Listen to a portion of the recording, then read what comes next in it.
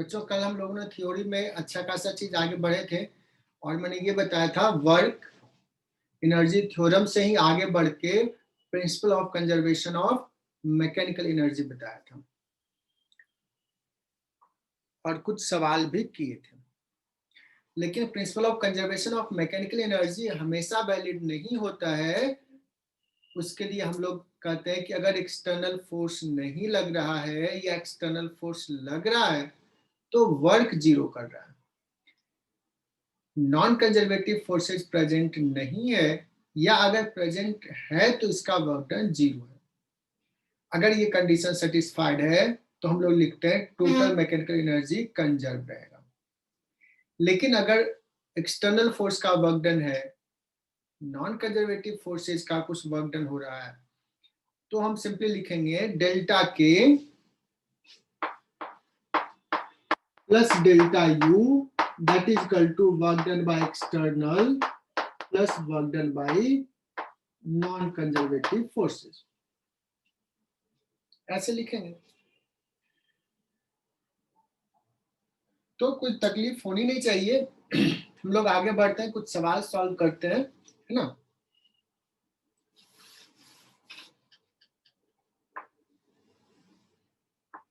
अच्छी वर्मा से कुछ सवाल सॉल्व करने के लिए कहे थे, अगर कोई डाउट है तो पूछ लेना अभी, नहीं तो मैं अभी सवाल करवाते जा रहा हूँ, आगे बढ़ रहा हूँ। ये एक सवाल हमने दिया था, दिस इज अ चेन और इसका ना 1/4 पार्ट हैंग कर रहा, 1/3 का मैंने करवा लिया था, तो एक काम करता हूँ 1/4 part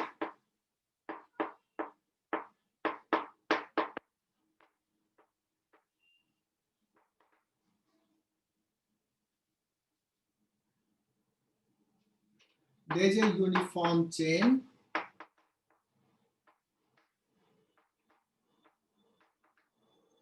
mass m length L with 1/4 part hanging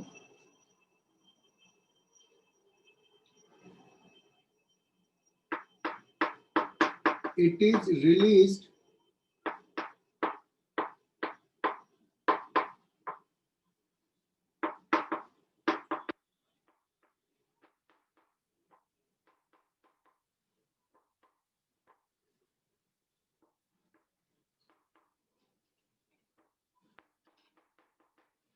find speed of the chain when it just slipped off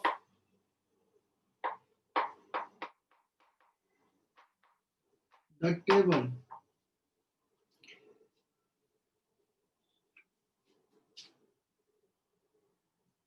मुझे लगता है ये तो तुम चुटकियों में सॉल्व कर लोगे।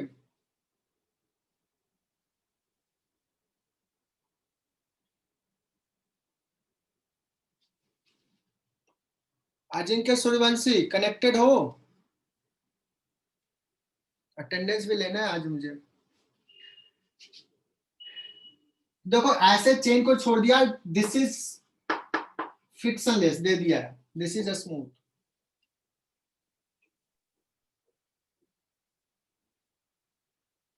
यस अजिंक्य प्रेजेंट है। बच्चों हमने पूछा क्या है कि इसको अगर छोड़ दिया तो क्या ये रेस्ट में रहेगा? कहोगे नहीं सर, ये mg नीचे जो लग रहा है इसको एक्सलेट करेगा, ये एक्सलेशन होगा, एक्सलेशन भी वेरिएबल होगा। देखना वर्क पावर एनर्जी कितना इंपॉर्टेंट है, इसका एक्सलेशन अलग अलग पॉइंट पे अलग होगा, यू कैन फाइंड दैट। हमें वेलोसिटी निकालना है but work power energy will help us. हमें ये निकालना है when the chain becomes like this, इस समय इसका स्पीड क्या है। तो व्हाइट कलर से जो ड्रॉ किया हुआ चेन इसका इनिशियल पोजीशंस को दिखा रहे हैं और ये शायद येलो कलर है, तुम्हें पता चल रहा होगा कि नहीं, ये फाइनल पोजीशन है।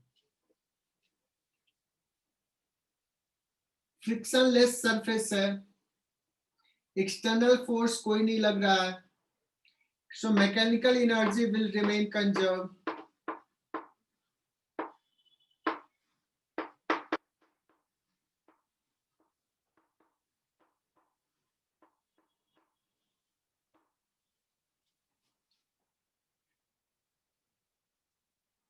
Okay.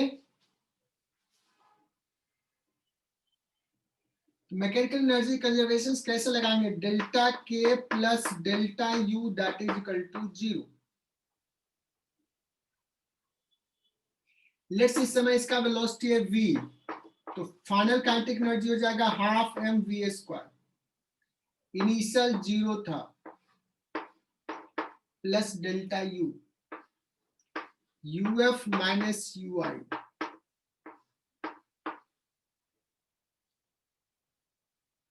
अब यही तकलीफ देगा कि यूएफ क्या लिखूं यूआई क्या लिखूं. कहोगे सर मैं रेफरेंस क्या लूं. So it's free, you are free to choose reference at any point.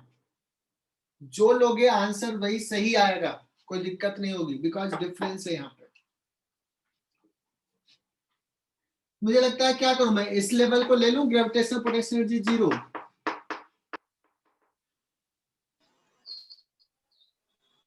Yes sir.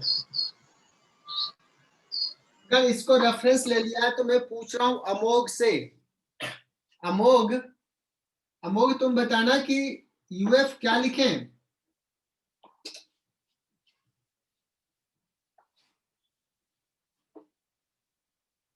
This is the final situation of the chain जिस समय जस्ट स्लिप ऑफ हुआ.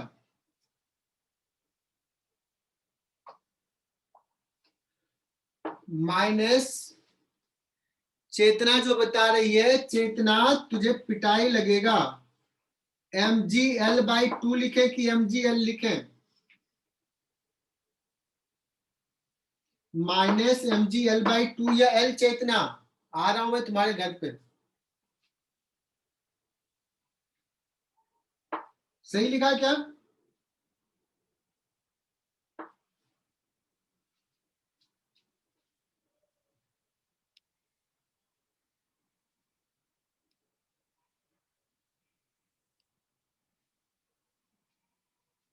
और इसका तो केशवी पाटिल बताओ क्या लिखे.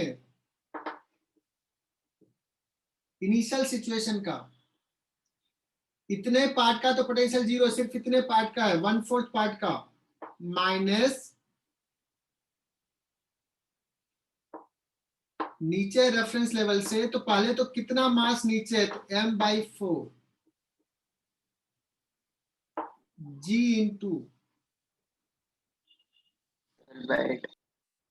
l/8. बहुत है बढ़िया, अमोघ ने सही बताया और भी बच्चों ने बताया. l/4 का हाफ l/8. अभी बताना इस एलिमेंट का वेलोसिटी v, तो इसका भी v, इसका भी v, तो पूरे चेन का वेलोसिटी v ही है उस मोमेंट पे. तो यहां तक तो कोई दिक्कत है नहीं. अब इसको सॉल्व कर लो.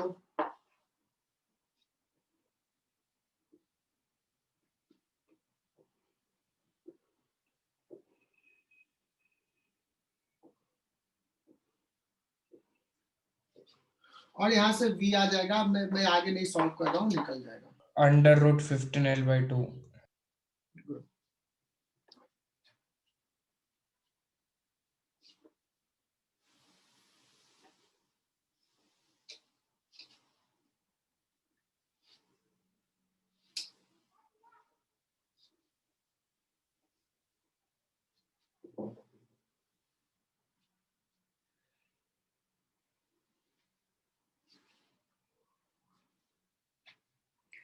क्या करो,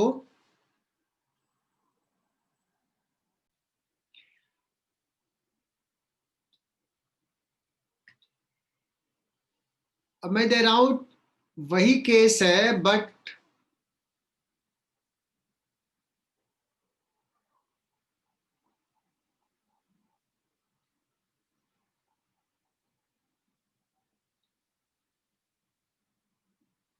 यहां पे म्यू 0 नहीं है.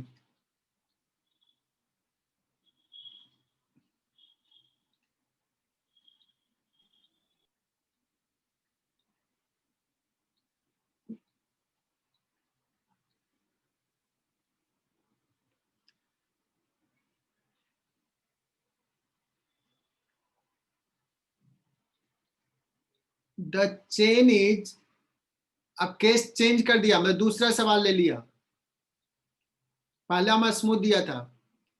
The chain is just in equilibrium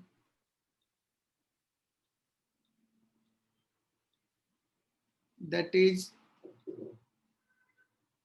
friction is just sufficient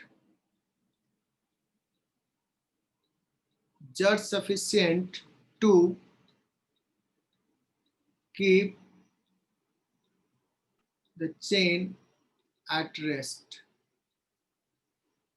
that means L/4 से थोड़ा सा भी ज्यादा नीचे रहेगा तो वो क्या हो जाएगा, स्लिपिंग हो जाएगा।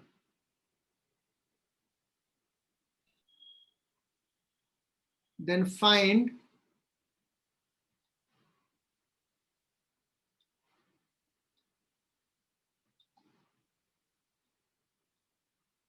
फाइंड म्यू, ये तो सबको आता है। दूसरा, if the chain is slightly pulled down,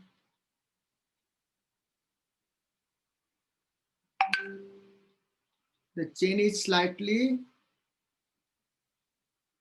pulled down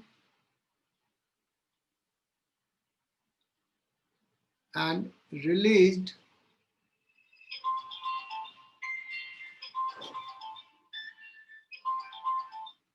slightly pulled down and released, then chain starts sliding down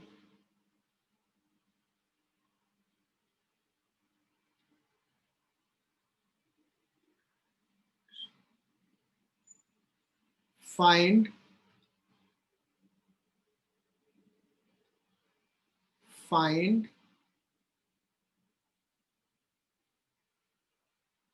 work done by friction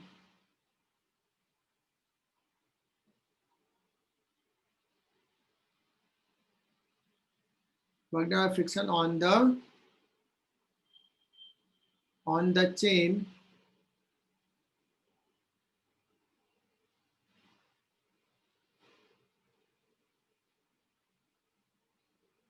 when chain completely slipped off. Also find speed of the chain when just slipped off the table.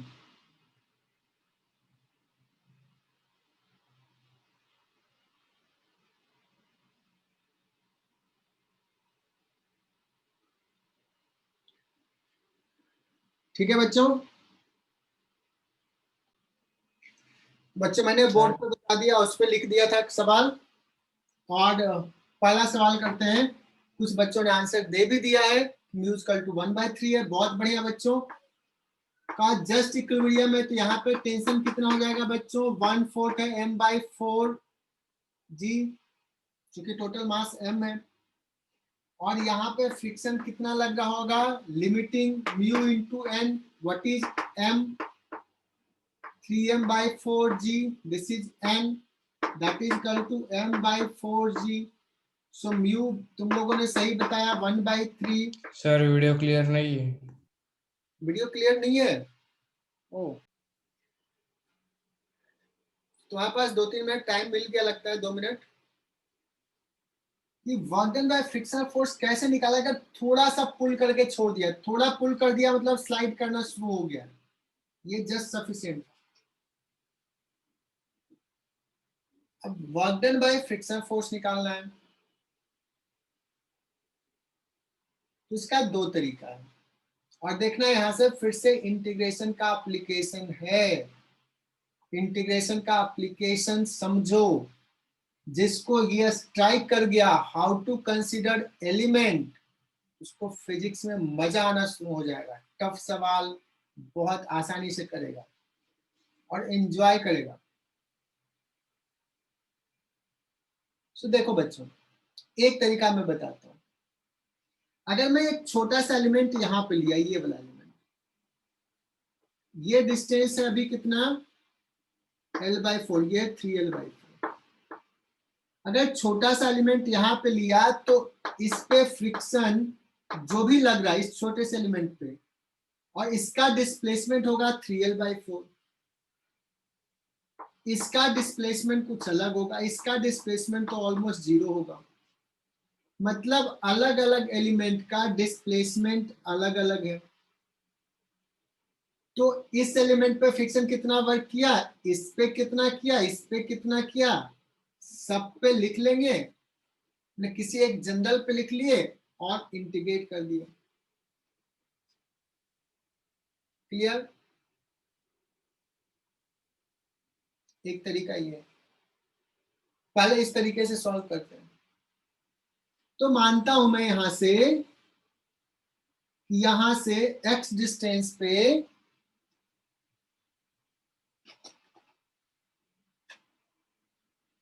यहां से x distance पे एक element ले लेता हूं dx का। इस dx का मास कितना है, dm, तो कहोगे सर m/l यूनिट लेंथ का मास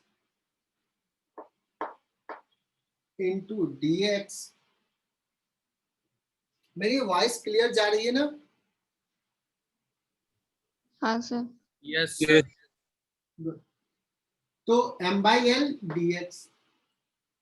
तो सर क्यों मास लिख रहे हो यार, मुझे यहाँ का नॉर्मल रिएक्शन चाहिए dn। नॉर्मल क्यों चाहिए, फ्रिक्शन, इस एलिमेंट पे फ्रिक्शन कितना लग रहा है, तो इस एलिमेंट पे फ्रिक्शन लग रहा है dm g इंटू म्यू। इतना ही लग रहा है ना फ्रिक्शन, क्योंकि यहाँ का नॉर्मल तो इतना ही है। और ये एलिमेंट यहां से यहां तक गया है, तो फ्रिक्शन ने वर्क कितना किया, minus this into x. Can be right this, this is dw, work done on this element by friction। Total work done, सारे एलिमेंट का वर्क डन को इंटीग्रेट कर देना, जोड़ देना है। तो लिख लेंगे म्यू, बाद में वैल्यू पुट कर देंगे, dm is m/l g x dx को लास्ट में लिख लेते हैं।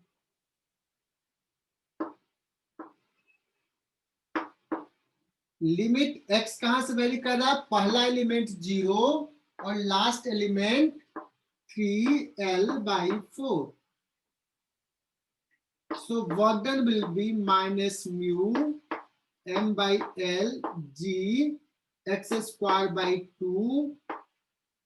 लिमिट भी पुट कर देते हैं 3l/4 का होल स्क्वायर, लोअर लिमिट 0, और हमारा सॉल्व हो गया। ये 16 into 2 32 minus mu M G by 32, और ये हो गया 9 into L. Sir yes sir वो सेकंड स्टेप बताइए ना सर। देखो यहां से क्या करना है, यहां से x डिस्टेंस पे एक छोटा सा एलिमेंट लिया dx का, और कहा कि इस एलिमेंट पे फ्रिक्शन फोर्स कितना वर्क किया। तो ये एलिमेंट जब स्लिप हुआ है टेबल से पूरा, तो डिस्प्लेसमेंट हुआ है x। उस एलिमेंट का डिस्प्लेसमेंट कितना है, x। What is friction force df, कहोगे sir mu into N, N कितना हो जाएगा, उसका मास है dm into G. Nain Patel तो बहुत हमेशा परेशान करता है। म्यू डीएम कैसे लिखेंगे, m/l यूनिट लेंथ का मास और उस एलिमेंट का dx। देखो यही चीज के लिए बार बार नहीं परेशान करना, ये क्लियर है क्या? डीएम हाँ सर। पक्का ना? हाँ सर। कैसे एलिमेंट का मास लिखते हैं, एक चीज क्लियर हो गया ना, तो फिर वो परेशान नहीं करेगा तुम्हें। ये हो गया फ्रिक्शन फोर्स। अब बताओ डिस्प्लेसमेंट एक्चुअल, लेकिन फ्रिक्शन किधर लगेगा, इधर, डिस्प्लेसमेंट किधर है, इधर। तो what is work done of friction on this element, लिख देता हूं मैं, वर्क डन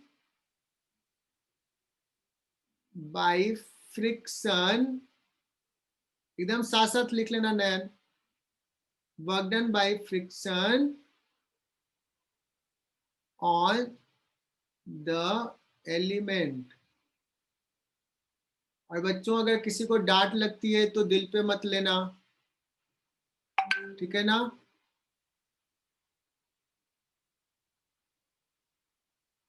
क्या नयन दिल पे ले लेता है? नहीं सर। हाँ, ऐसे ही मुस्कुराते रहना, ठीक है ना? तो बच्चों हो गया ये हो गया फोर्स। माइनस साइन क्यों पुट करें, बिकॉज डिस्प्लेसमेंट फोर्स अपोजिट है। ये हो गया वर्क डन। तो total work done by friction force क्या हो जाएगा, इसका इंटीग्रेशन। अब आगे नहीं बताऊंगा मैं, म्यू समझ गया sir. L x D x.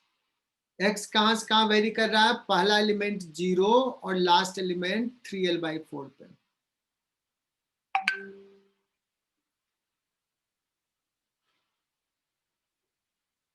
Partha Patil clear ये वर्क डन का फंडा?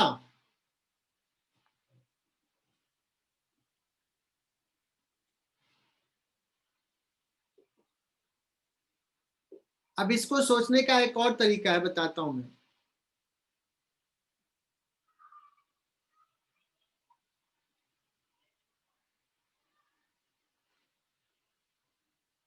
इसका सोचने का एक और तरीका बता रहा हूं।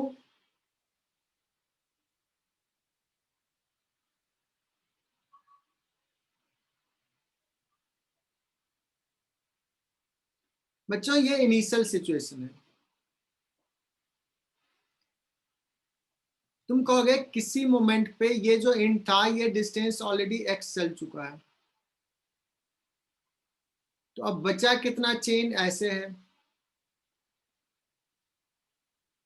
ये x और नीचे आ गया, दिस इज द चेन। ये है किसी टाइम पे, और इस पोजीशन से अभी dx थोड़ा सा डिस्टेंस और आगे गया। तो बताओ अभी x से dx अगर आगे गया है तो how much work done by friction force dwf, क्योंकि थोड़ा सा आगे गया इसलिए थोड़ा सा लिखेंगे। Are you getting my point, कि अभी सिचुएशन से dx डिस्टेंस आगे गया है तो work done by friction force. तो कहोगे सर क्या होगा, friction force into dx, force into displacement, because displacement कितना हुआ dx, पूरे सबका dx ही है। तो फ्रिक्शन फोर्स अभी कितना लग रहा है, माइनस, माइनस क्यों लिख रहा हूं बता रहा हूं, क्योंकि फ्रिक्शन फोर्स ये माइनस, समझ में आ गया, म्यू। और अभी n कितना होगा, m/l इंटू कितना बचा हुआ है dx। उस पे,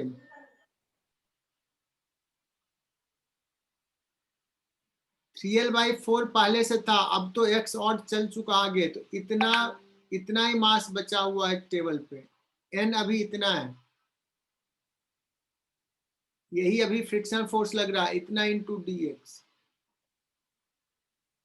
और इसको इंटीग्रेट कर दिया।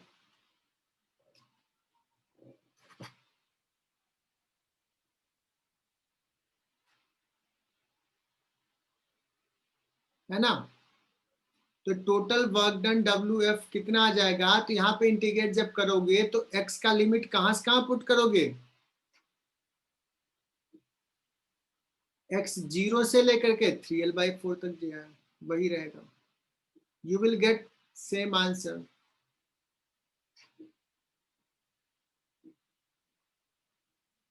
Right. क्लियर हुआ ये? सेकंड तरीका सोचने का.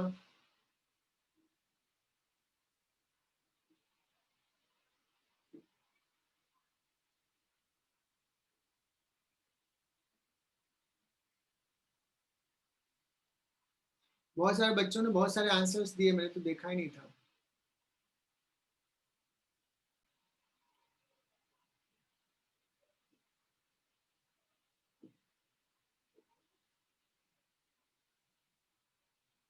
इसको अगर छोड़ दिया तो क्या लग रहा है कि स्मॉल m रेस्ट में रह जाएगा या नीचे नीचे आएगा? सर रेस्ट पे रहेगा. रेस्ट पे रहेगा. नीचे आ जाएगा. स्मॉल m नीचे कैसे आएगा. रेस्ट पे रह सकता है? इसके mg को कौन बैलेंस करेगा? अभी कितना भी m छोटा हो, रेस्ट में तो नहीं रहेगा.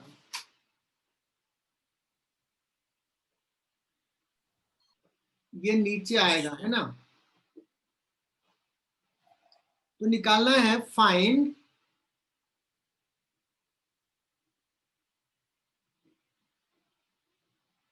m by capital M minimum value of so that m by m का कम से कम क्या वैल्यू हो, so that the two block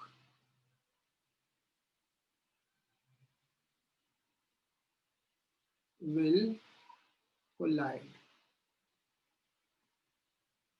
अगर स्मॉल m बड़ा होगा तो सर्टनली ये थोड़ा ज्यादा नीचे आएगा, और स्मॉल m नीचे जाएगा तो कैपिटल M ऊपर जाएगा, कोलाइड तो कर ही जाएगा. कम से कम कितना वैल्यू हो कि ये कोलाइड करे, मतलब उससे कम हो जाएगा तो कोलाइड नहीं करेगा. ये निकालना है. अब समझना बच्चों, ये बड़ा अच्छा सवाल है.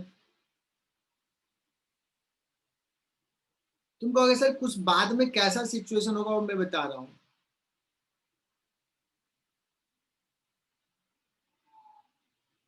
बाद में सिचुएशन क्या होगा कि स्मॉल m यहां पहुंच गया ऐसे, this will be the string, और ये कैपिटल M भी यहां पहुंच गया.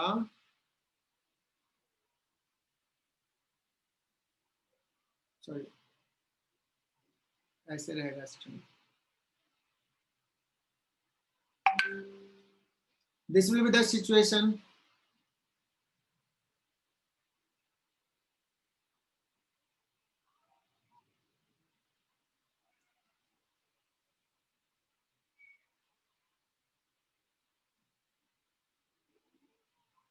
है कि नहीं? हालांकि मैंने अभी ये 12 दे दिया और ये भी 12 दे दिया, मैं कुछ अलग भी दे सकता था. मैं अभी 12 ही देके समझा रहा हूं. अब बताओ, अगर ये मिनिमम वैल्यू के लिए सॉल्व करना है तो क्या कहेंगे कि ये जिस समय यहाँ पे आया है तो इसके पास बहुत वेलोसिटी हो या जस्ट पहुंचा है. मिनिमम के लिए सॉल्व करेंगे, जस्ट पहुंच गया. अगर स्मॉल m का वैल्यू ज्यादा रहेगा तो जब दोनों मिलेगा तो इसके पास वेलोसिटी होगा, कोलाइड करेगा.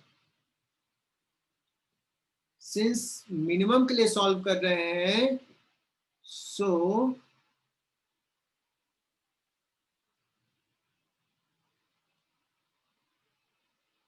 velocity of blocks will becomes just zero, will become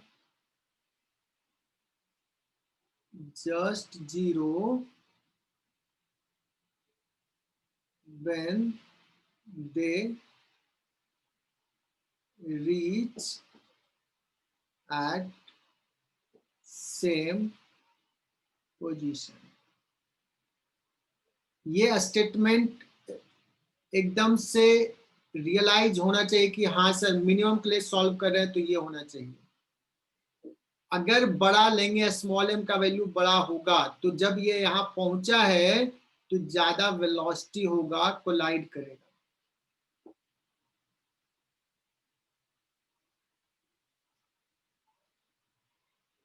चेतना ये क्लियर हुआ क्या? हाँ सर। सो अब क्या करते हैं, वी विल अप्लाई,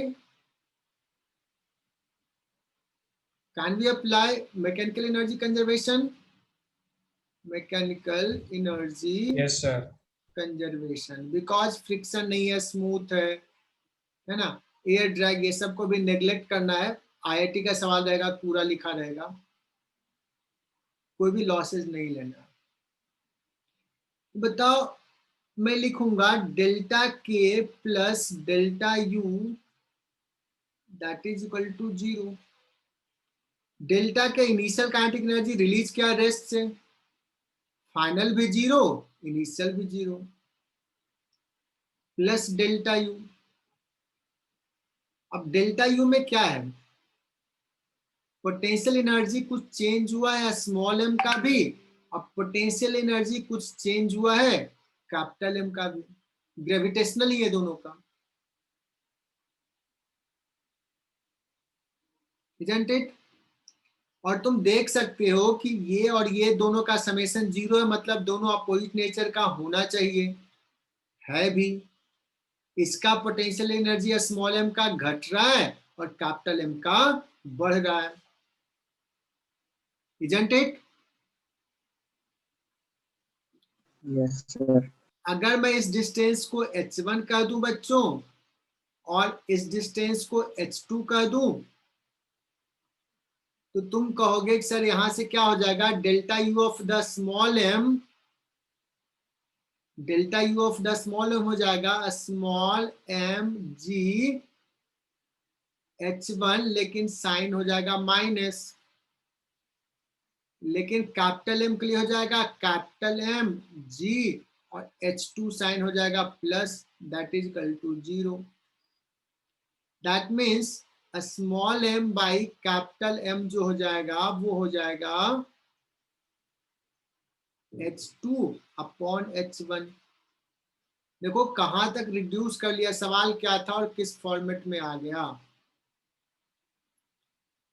अब कुछ बच्चों को रियलाइज हुआ क्या कि हाँ अब तो वो सॉल्व कर लेंगे,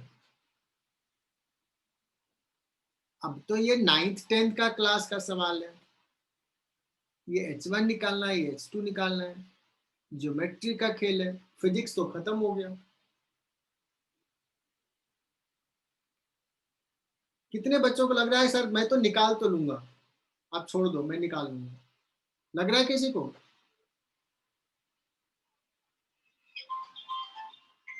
किसी को नहीं लग रहा। सर कितना सिंपल है, क्या कंस्ट्रेंट लगाएंगे, द स्ट्रिंग कांस्टेंट है, स्ट्रिंग का लेंथ, शुरुआत में स्ट्रिंग का लेंथ है 6L, बाद में कितना है, तो दिस, फिर दिस 4 टाइम्स ऑफ दिस, मान लो ये इसको ले लेते हैं अभी, कुछ भी R ले लेता हूं मैं, तो 4 इंटू R, कहोगे सर R क्या होगा, 6L is equal to what will be R,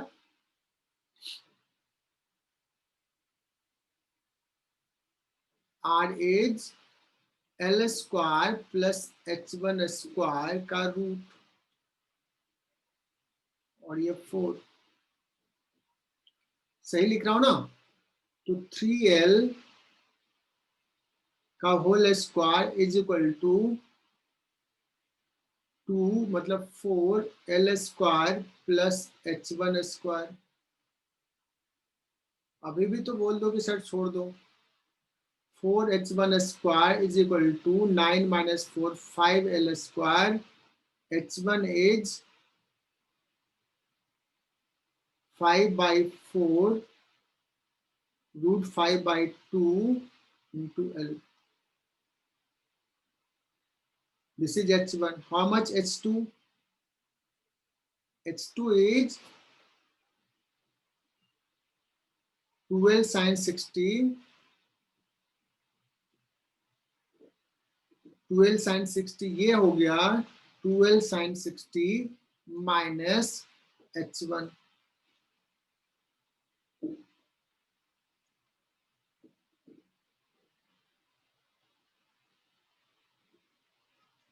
बताओ ये ऐसा कोई बड़ा चीज मैंने लिखा है क्या? सार्थक ने कहा h1 is equal to L/2, is it? Chetna ने कुछ बताई थी, वो सही बताई थी, h1 plus h2 is √3L, that is correct।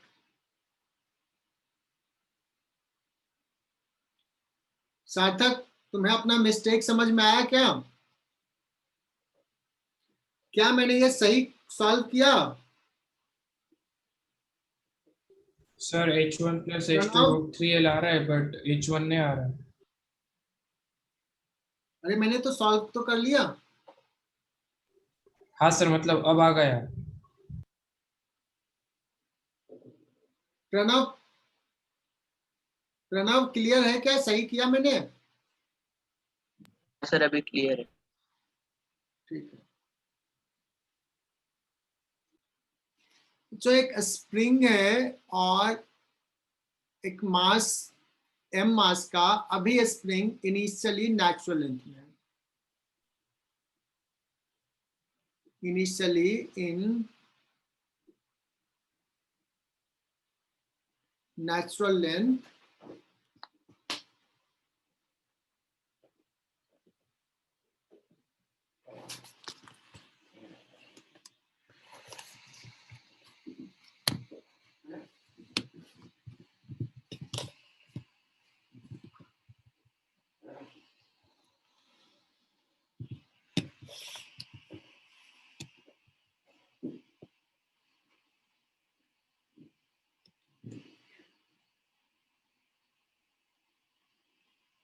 initially natural length and block is released from rest।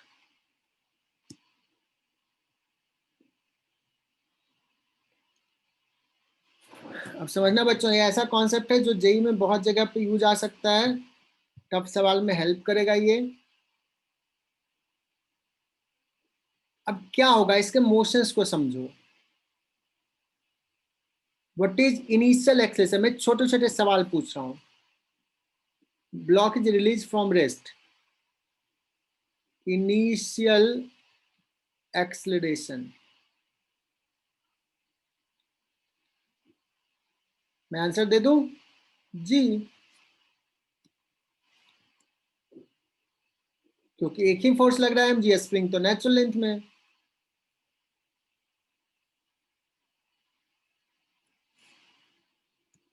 अब जैसे ही ये कुछ नीचे आ गया, जैसे ही किसी पोजीशन पे आया अभी, अब स्प्रिंग में इलोंगेशन हो गया x। तो दूसरा सवाल, when block has displacement x, then acceleration क्या होगा? कहोगे सर mg लग रहा है नीचे, kx लग रहा है ऊपर, नेट फोर्स मान लिया है कि नीचे, तो एक्सलेशन हो जाएगा this divide by m, that means g minus k by m into x. किधर माना ये? इतना एक्सलेशन किधर है? डाउनवर्ड डायरेक्शन में। दैट मीन्स जैसे जैसे नीचे आ रहा है बच्चों, एक्सलेशन क्या हो रहा है? और डिक्रीज हो रहा है, डिक्रीज। क्योंकि स्प्रिंग फोर्स बढ़ रहा है।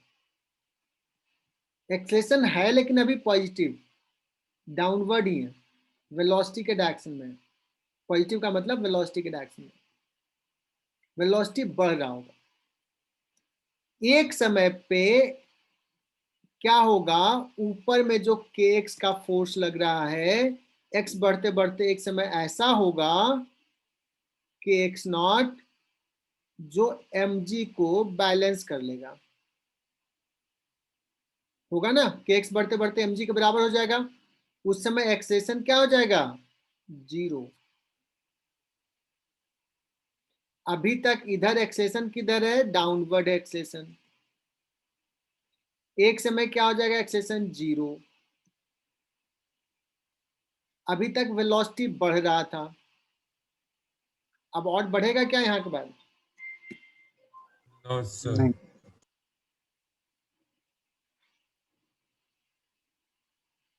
लेकिन क्या अब यही रुक जाएगा, नहीं सर, ऊपर जाएगा। ऊपर चला जाएगा, नहीं अभी, अभी तो जाएगा सर। अभी वेलोसिटी तो नीचे है ना, यहां से छोड़ा है, नीचे आ रहा है, नीचे आ रहा है, नीचे आ रहा है, एक्सेलेरेशन नीचे था और यहाँ पे एक्सेलेरेशन 0 हो गया, लेकिन तब तक वेलोसिटी गेन कर लिया है कुछ। बच्चों जहां पे एक्सेलेरेशन 0 हो गया, मतलब जहां पे नेट फोर्स 0 हो गया, उस पॉइंट को बोलते हैं जनरली इक्विलिब्रियम पोजीशन। ये दूसरे चैप्टर में भी काम आएगा। इक्विलिब्रियम पोजीशन किसको बोलेंगे, जहां पे नेट फोर्स 0 है। अगर मैंने पकड़ के लाता, पकड़ के होल्ड करके लाता और इस पॉइंट पे ब्लॉक को छोड़ दिया होता, तो वो ब्लॉक रेस्ट में ही रह जाता, वहीं रह जाता, बिकॉज नेट फोर्स 0 है। बट अभी के सिचुएशन में जब ये इक्विलिब्रियम पे आया है, तब इसके पास वेलोसिटी है, किधर है, डाउनवर्ड में। Because of that this will go further down.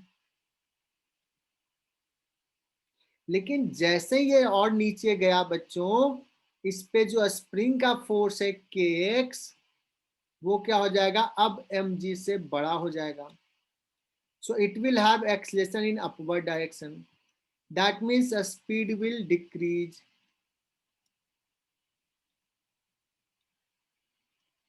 पूरा सिस्टम समझ में आ रहा है कि नहीं? Yes sir. अब एक्सेलेरेशन किधर हो गया, ऊपर, वेलोसिटी का पूरी डायरेक्शन में। क्यों, बिकॉज जहां पे के एक्स एम जी के बराबर था, उस समय तो इसके पास वेलोसिटी था, ये तो गुस्से में नीचे जाना शुरू कर दिया था, अब स्प्रिंग बनाने के लिए ऊपर पुल कर रहा है।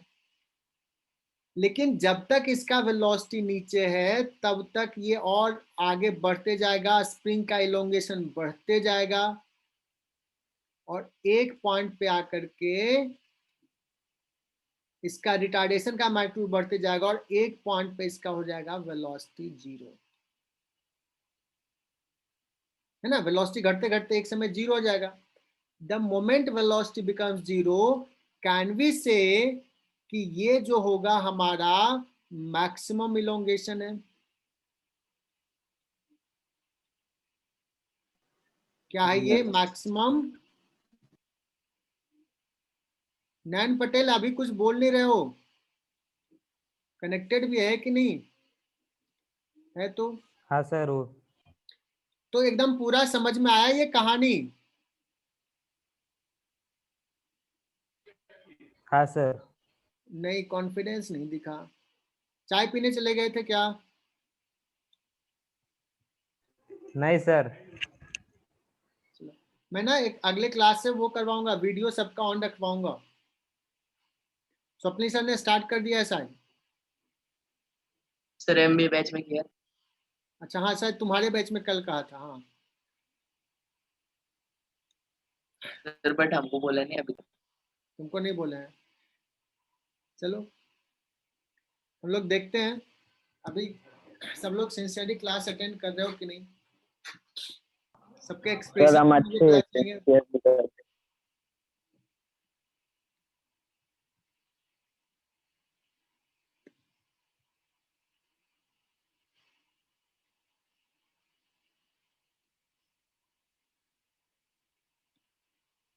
सार्थक ने कहा पीसी पे, पीसी में नहीं है क्या कैमरा सार्थक? नहीं anyway sir.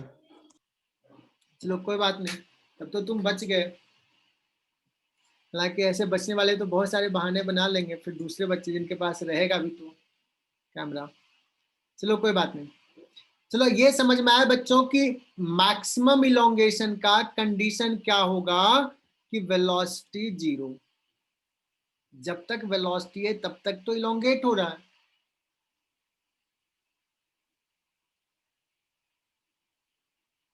Eight maximum elongation क्या लिखूंगा, वेलोसिटी विल बी 0। बताओ ये स्टेटमेंट, ये सबसे इंपॉर्टेंट पार्ट है। और अगर मैं पूछूं कि देखो वेलोसिटी यहाँ पे 0 था, वेलोसिटी बढ़ रहा है बिकॉज एक्सेलेरेशन है डाउनवर्ड डायरेक्शन में, एक समय एक्सेलेरेशन 0 हो गया और 0 होने के बाद एक्सेलेरेशन ऊपर हो गया है, तो वेलोसिटी घटना शुरू हो गया। तो वेलोसिटी मैक्सिमम कब होगा, वेलोसिटी मैक्सिमम कब होगा, Acceleration 0. जब एक्सेलेरेशन 0 है।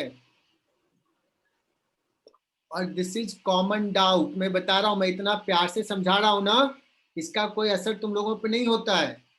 जब पूछता हूं कि मैक्सिमम इलोंगेशन बताओ तो तुम क्या करते हो, सर मैक्सिमम इलोंगेशन पे नेट फोर्स 0 कर देते हो। और मैक्सिमम इलोंगेशन क्या बताते हो, मैं बताता हूँ, कहते हो नेट फोर्स 0 मतलब के X naught is equal to M G. Maximum elongation पूछता हूँ तो तुम कहते हो X naught is equal to M G by K. लेकिन ये मैक्सिमम इलोंगेशन का है क्या, नहीं। ये एक पॉइंट विरुद्ध तो, इस पॉइंट पे तो वेलोसिटी मैक्सिमम हो जाएगा। ये इक्विलिब्रियम, ये है इलोंगेशन इन इक्विलिब्रियम।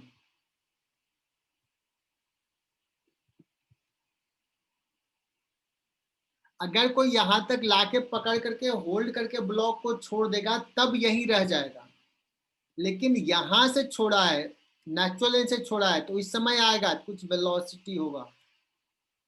तो बच्चों हमारा टारगेट ये है, हमारा टारगेट है पहला सवाल, फाइंड मैक्सिमम इलोंगेशन। तो सॉल्यूशंस लिखता हूं, तुम लोग भी साथ साथ लिखो। एट मैक्सिमम, फास्ट जा रहा हूं क्या बच्चों, एट मैक्सिमम इलोंगेशन, क्योंकि एक ही चीज को तो रिपीट भी कर रहा हूं, velocity 0, apply mechanical energy conservation. कितने कॉल आते हैं, अप्लाई मैकेनिकल एनर्जी कंजर्वेशन।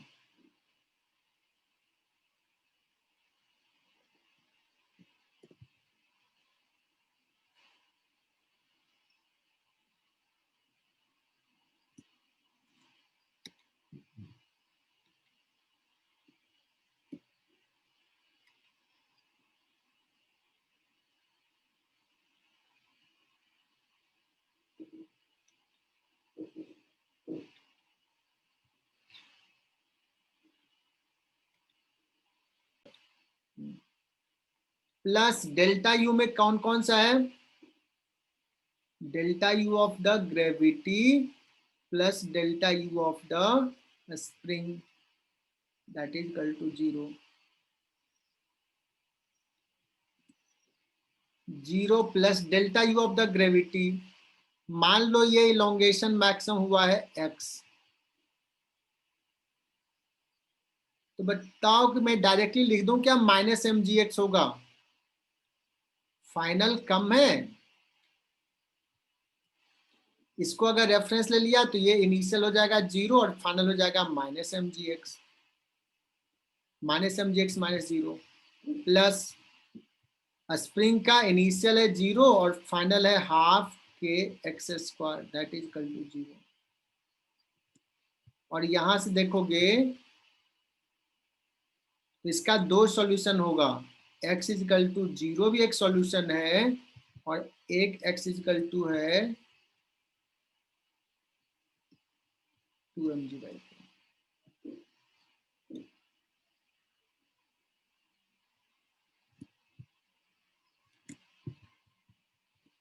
अब किसी से मैं सवाल पूछूं कि एट maximum elongation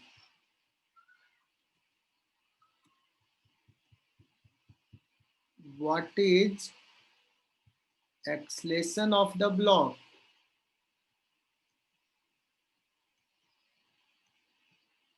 गौरव बताओ क्या होगा?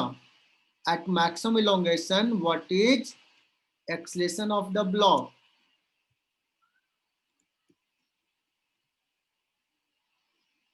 जिसको समझ में आ रहा वो मैसेज करें।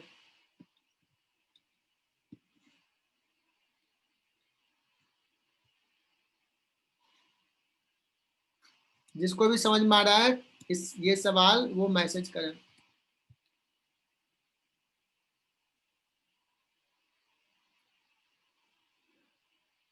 नयन पटेल ने पूछा कि सर एटवुड मशीन क्या होता है। नयन पटेल देखो, एक पुली लगा दो, दो ब्लॉक ऐसे लगा दो, इसी को एटवुड मशीन बोलते हैं।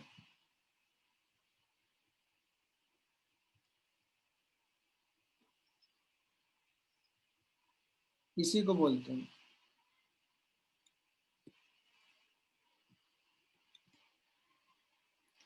शाइमा, मैंने स्पेशल पॉइंट बोला है एट मैक्सिमम इलोंगेशन, हमने निकाल लिया है, तो final answer should be some specific value, not in terms of X. तूने लिखा सही है, बट अब एक्स का वैल्यू पुट करो, हमने निकाल चुका है मैक्सिमम। सार्थक तुम्हारी बात भी सही है, नॉन जीरो अपवर्ड डायरेक्शन। अंकित ने सबसे पहले आंसर किया, बहुत बढ़िया अंकित। शिवम ने भी बताया बट इनकम्प्लीट है, उसको कंप्लीट करो। शायमा एंड शिवम दोनों एक ही जैसा। शायमा करेक्ट। गौरव एज नॉन जीरो एकदम सही है। शिवम ने भी सही बता दिया।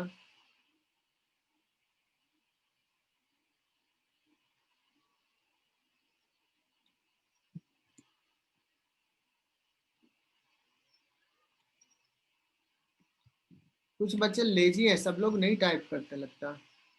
अनिकेत बताया कि अपवर्ड डायरेक्शन में होगा। प्रणव माइनस जी, माइनस क्यों? बेटर उसको अपवर्ड या डाउनवर्ड करके बता दो। अपवर्ड। हाँ देखो बच्चों, ये kx ऊपर लग रहा है और mg नीचे लग रहा है। At maximum elongation, at maximum elongation x का वैल्यू अभी कितना आ गया? 2mg/k आ गया। और एक चीज चेक करना है, देखो इक्विलिब्रियम में mg/k था, इलोंगेशन निकाला था, और उसके बाद और नीचे आया कितना? mg/k और नीचे आया।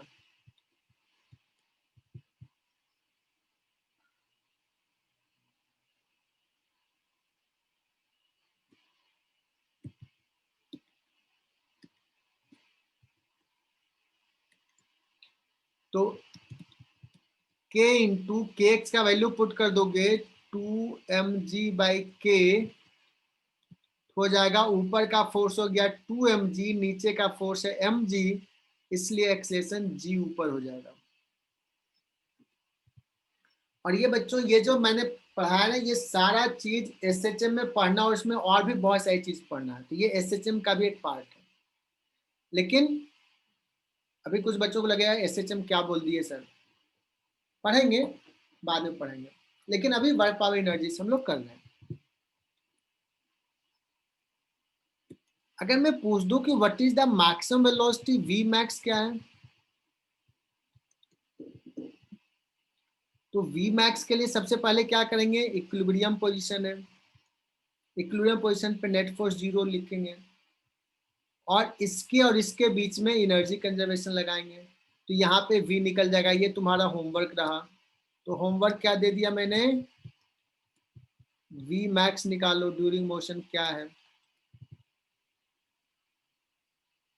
This is your homework.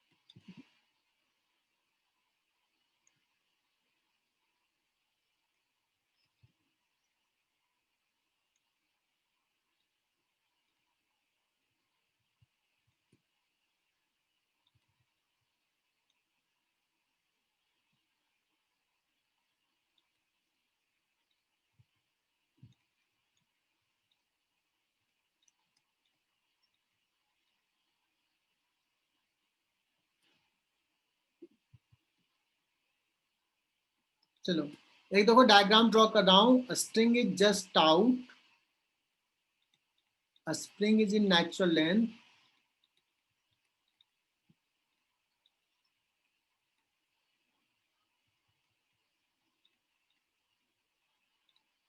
A spring is in natural length. Now 3 kg block is released from rest.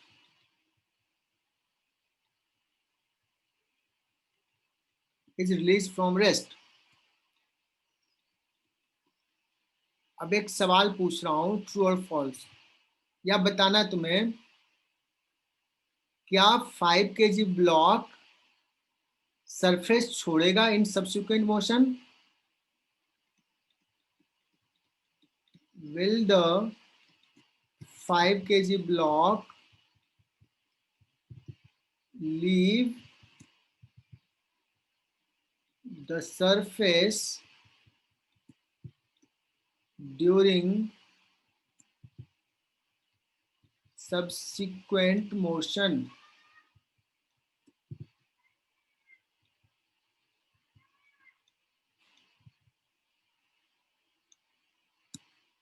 क्या अगर हमने ऐसे छोड़ दिया 3 kg ब्लॉक को, तो क्या 5 kg ब्लॉक अपना सरफेस छोड़ेगा या नहीं छोड़ेगा?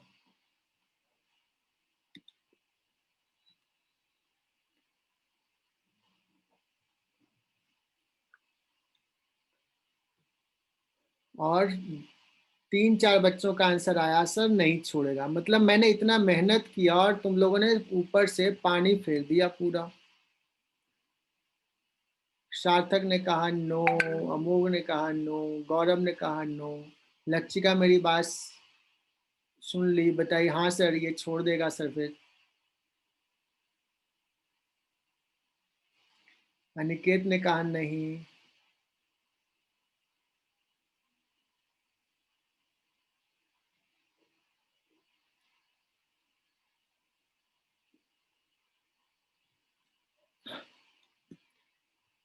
चलो अब मैं बताता हूं कि कैसे सरफेस को लीव करेगा कि नहीं करेगा. देखना यहां से, मान लेते हैं कि सरफेस को लीव नहीं कर रहा है, या मैं कहता हूं कि क्या किया गौरव ने, ये 5 kg ब्लॉक को पकड़ के रखे हुए हैं और 3 kg को छोड़ दिया है. तो सबसे पहले when 3 kg will reach at maximum elongation, वो x कितना हो जाएगा? कहोगे सर 2mg/k. मतलब kx उस समय कितना हो जाएगा? 2 × 3 × g. और जो kx है वही तो टेंशन होगा. तो टेंशन कितना हो जाएगा? Maximum t maximum in the string 6g हो जाएगा. 6g हो जाएगा. यहाँ तो गौरव इसको 5 kg को पकड़े हुए, टेंशन 6g भी हुआ. तो ये तो 5g नीचे लग रहा है, ग्रेविटी का फोर्स 6g ऊपर उठा लेता, लेकिन गौरव पकड़ के उसको होल्ड किए हुए है. अगर गौरव नहीं पकड़े होता तो ये मैक्सिमम पहुंचने से पहले ही ये सरफेस को छोड़ देता कभी. Isn't it? मतलब the 5 kg block will leave the surface. Isn't it?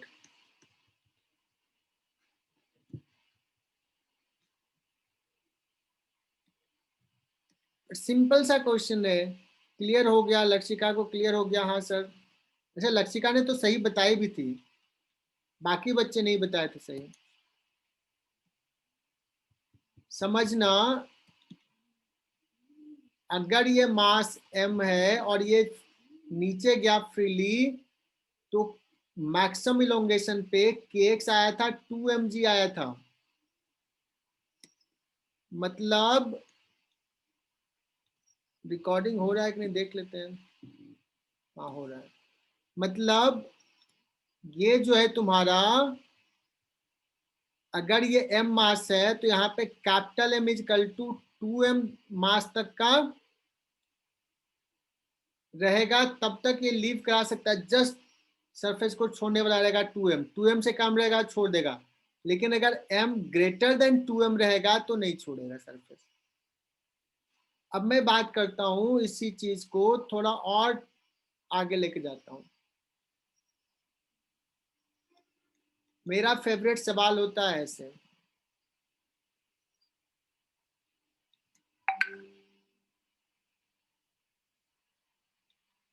ये देखो, मैं मेरे टेस्ट पेपर में ये सवाल तुम्हें मिल जाएंगे।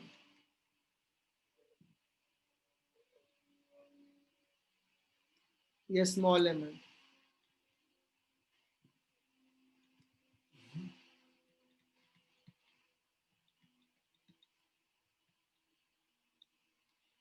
ये कैपिटल M, ये स्मॉल m। मैं पूछूंगा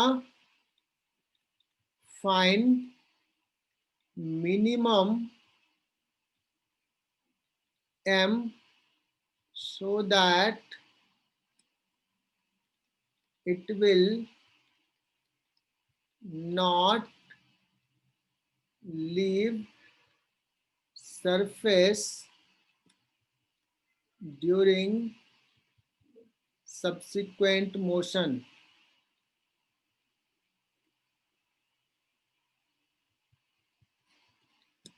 बताओ क्या आंसर होगा इसका? कैपिटल M का मिनिमम वैल्यू क्या होगा?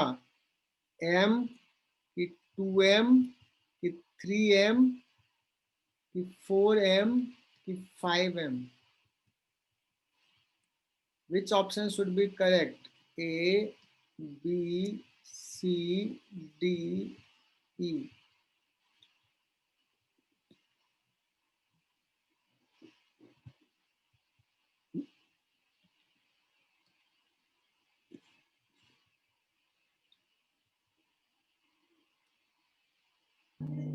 Four M.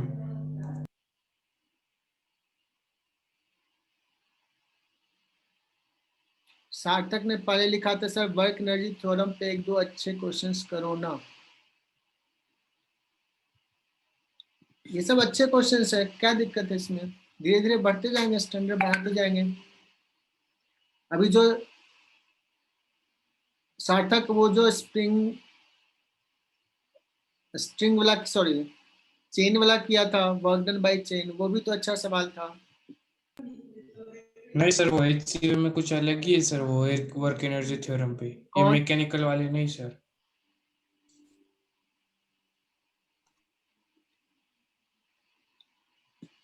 सारे वर्क एनर्जी थ्योरम से हो जाएंगे, मतलब इस पे हो जाएंगे, मैकेनिकल एनर्जी कंजर्वेशन से। अच्छा, तुमने कहा मैकेनिकल नहीं, वर्क एनर्जी थ्योरम पे। 4m, बहुत बढ़िया, सबने कहा। 5m में तो नहीं उठेगा, मिनिमम की बात करें तो 4m is the correct. Shivam, 4m is the answer. 5m तो नहीं उठेगा, 4.5 भी नहीं उठेगा। देखो इसमें मैक्सिमम टेंशन जो होगा बच्चों, जब रिलीज किया तो 2mg का मैक्सिमम टेंशन होगा। यहाँ पे 2mg, तो ये 2mg, इस पे 4mg। कैपिटल M का वैल्यू हो जाएगा 4m रहेगा तो जस्ट लीव करने वाला रहेगा, 4m से कम रहेगा तो लीव कर जाएगा, 4m से ज्यादा रहेगा तो लीव नहीं करेगा।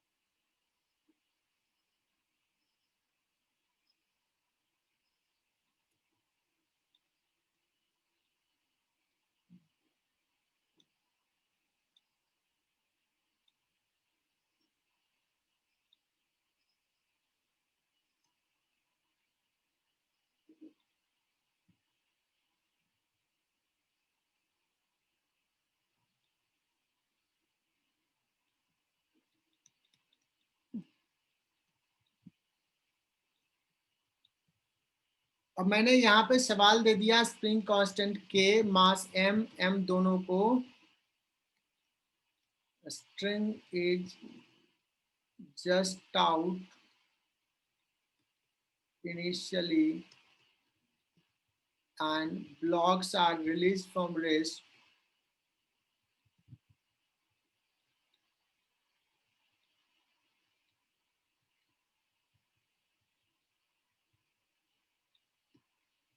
Find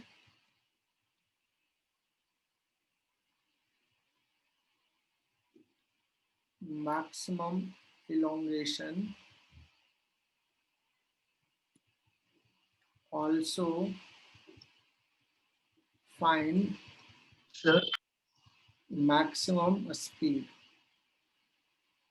हाँ बोलो, एक्सक्यूज ये लास्ट सवाल आता सर, वो स्प्रिंग से कनेक्टेड ब्लॉक है ना, वो सरफेस के कांटेक्ट में है कि नहीं? है। हाँ यार, सरफेस के कांटेक्ट में नहीं रहेगा तो हवा में कैसे जाएगा, ये तो कांटेक्ट में ही है। और म्यू 0 स्मूथ सरफेस है ना। और ये जो लेंथ है ना, ये सफिशिएंटली लार्ज है कि पुली से नहीं कोलाइड कर रहा ड्यूरिंग मोशन। सो ये आज का लास्ट सवाल, ये खुद से करो, मैं